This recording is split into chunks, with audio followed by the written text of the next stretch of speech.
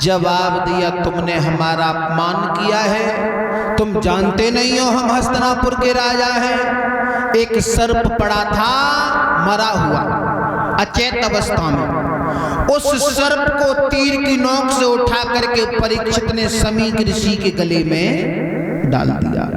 लौट के चले आए। जब ये बात समीक ऋषि के पुत्र को मालूम पड़ी कि हस्तिनापुर के परीक्षित हमारे पिता का अपमान करके गए हैं, उसी समय क्रोध में आकर के श्राप दे दिया, ओरे राजा मैं तुझे श्राप देता हूं कि यही तक्षक सर्प जीवित होकर के तुम्हें डस लेगा। जैसे ही परीक्षित ने मुकुट उतार के धरो तो उनकी आत्माओं में से आवाज आने लगी कि तुमने बहुत गलत कर दिया। एक बात बताऊं, कोई गलत काम करे वे जाओ यज्ञपति महाराज भीतर से आवाज तो आते कि जी सही काम है कि गलत काम है, लेकिन ये मन पापी मानता नहीं है। कहता है कल्ले को देख रहे हो काउदना काउ मंदिर में जाके 10 रुपया चढ़ाओ तो हाथ जोड़ के क्या कहते हैं कि जब सब परमात्मा देख रहे हैं, वो काउ तो ना काउ की 1 लाख रुपया की चोरी करे हुए जाओ तो क्या सोचता है कि परमात्मा तो पट्टी बांध ली है। मेरे भगवत श्रोताओं, अब जैसे ही आत्माओं से आवाज आने लगी और दूतों ने जाकर के ये कह दिया कि तुम्हें श्राप लग गया है, 7वें दिन वही तक्षक सर्प जीवित होकर के तुम्हें डस लेगा।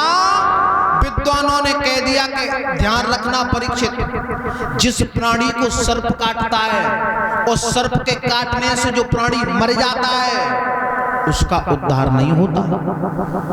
अगर तुम अपना उद्धार चाहते हो तो श्रीमद् भागवत कथा को सुनो तो तुम्हारा उद्धार हो जाएगा। तो अब देखो वेद व्यास को बुलाया गया। वेद व्यास से ये कहा कि तुमने भागवत की रचना की है, तुम हमें कथा सुनाओ। बोले इस कथा को मैं तो नहीं सुनाऊंगा, मेरा पुत्र सुखदेव सुनाएगा।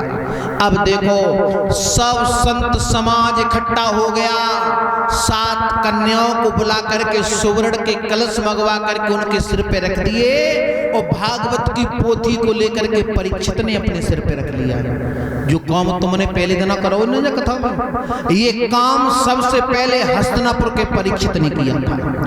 अब भागवत कथा को अपने सिर धारण करने के बाद में नगर का परिक्रमा दे रहे हैं। कैसे? ताली बजाते हुए माता बहने बोले,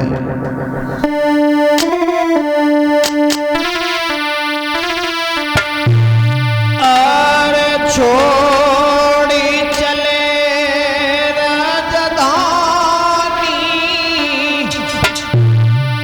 और अपनी छोड़ी चले भैया छोड़ी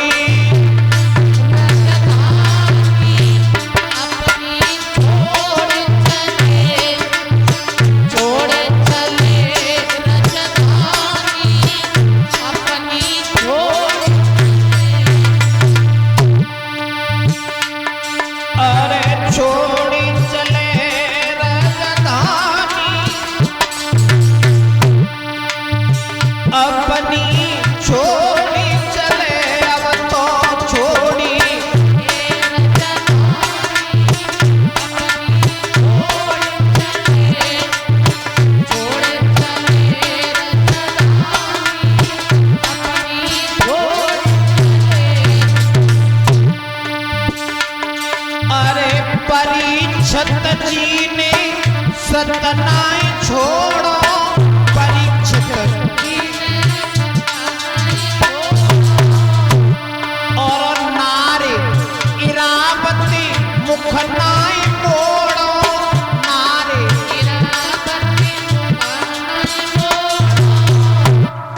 इरावती ये परीक्षित की पत्नी थी महाराज।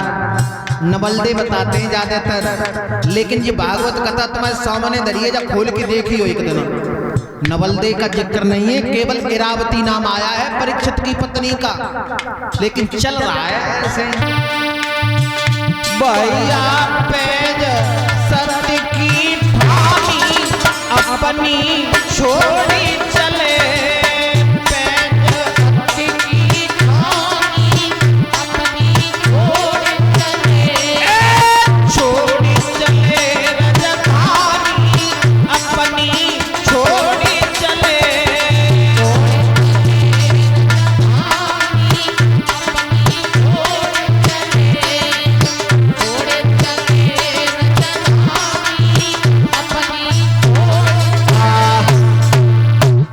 आगे आगे परीक्षित महाराज, पीछे पीछे कन्याएं, संत समाज सब गंगा के शुक्रताल पर पहुंचे हैं। शुक्रताल पर गंगा के किनारे अब जैसे ही वहां पहुंचे तब तक वेद व्यास ने कौन सो काम करो, मिट्टी का एक ऊंचा सा टीला बना दिया। तब महाराज ये तकत थोड़ा हुए, तब तो बालू इकट्ठी करी ऊंचो सो टीला बनाए दो। और तब तक का देखी कि एक बारी उम्र का बच्चा, सारे शरीर पर धूल लगी हुई थी, केवल 4 अंगुल की काले कपड़े की लंगोटी पहने हुए था।